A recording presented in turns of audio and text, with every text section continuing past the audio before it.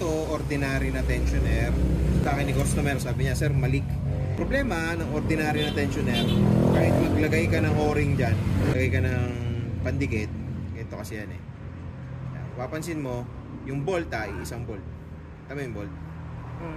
Kumikengkoy, magalaw. So, ito yung problema sa ordinary na tensioner. So, same bolt, kuha tayo ng original na tensioner from Malaysia, branded. Galawin. Magic. Wow, magic. Mas maliit yung galaw. Ito, binalik mo siya konti, Pagalaw siya. talagang malaki yung alog. Ang kita naman eh. So, yung traha kasi nito maluwang.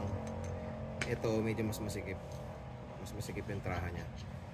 So, yun. Itong ginagamit natin. Tapos, isa pa, ito, yung tensioner talaga niyan, wala siyang kasamang rubber na tip. Nung hindi ko pa ginagawa yung motor ng customer. May tip siya na rubber.